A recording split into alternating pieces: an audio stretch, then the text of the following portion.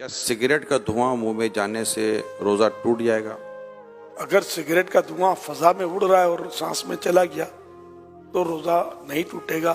اگر ارادتاً کسی نے سگریٹ کا دھواں یا اگربتی کا دھواں یا کوئی سا دھواں کھینچا، روزہ بھی یاد ہے، تو روزہ ٹوٹ جائے گا. کان میں ڈراپ ڈالنے سے کیا روزہ ٹوٹ جائے گا؟ نہیں ٹوٹے گا. روزے کے دوران ٹائم پاس کرنے کے لیے فلم یا ڈرامہ دیکھنے سے روزہ ٹوٹ جائے گا؟ گناہ گار ہوگا، روزے کی نورانیت چلی جائے گی، روزہ مکروہ ہو جائے گا. روزے میں ایسا کرنا مکروہ ہے. روزہ یاد ہوتے ہوئے وضو کرتے ہوئے پانی حلق سے اتر گیا، غلطی سے اترا، کیا روزہ ٹوٹ جائے گا؟ روزہ یاد تھا تو روزہ ٹوٹے گا، ورنہ نہیں. اگر روتے ہوئے آنسو منہ میں چلے گئے روزے کی حالت میں تو کیا روزہ ٹوٹے گا؟ آنسو منہ میں چلے گئے تو ایک دو قطرہ ہیں چلے گئے تو روزے میں فرق نہیں پڑے گا.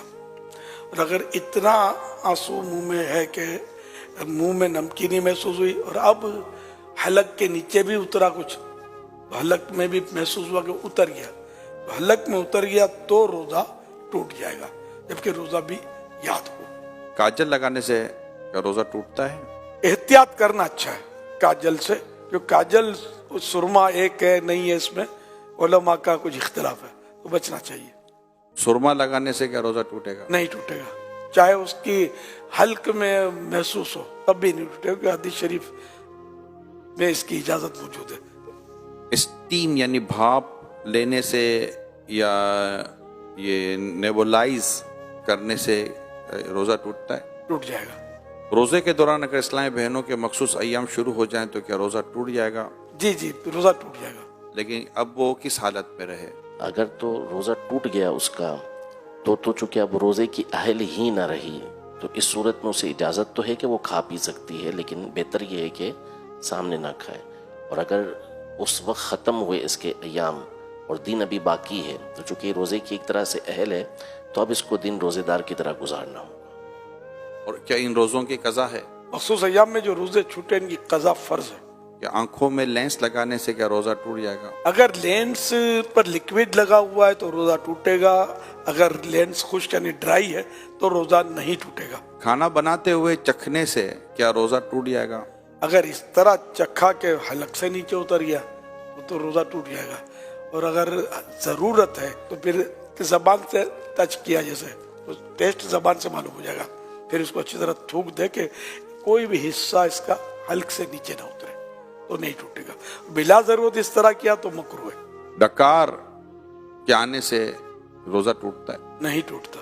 روزے کی حالت میں حجامہ کروا سکتے ہیں؟ کروا سکتے ہیں. اگر حجامہ کروانے سے کمزوری ہوتی ہو تو مکروہ ہے. آنکھ میں ڈراپ ڈالنے سے کیا روزہ ٹوٹ جائے گا؟ ٹوٹ جائے گا. گالی دینے سے کیا روزہ ٹوٹ جائے گا؟ روزہ مکروہ ہوگا کیونکہ روزے کی نورانیت چلی جائے گی. مسافر پہ کیا روزہ رکھنا ضروری ہے؟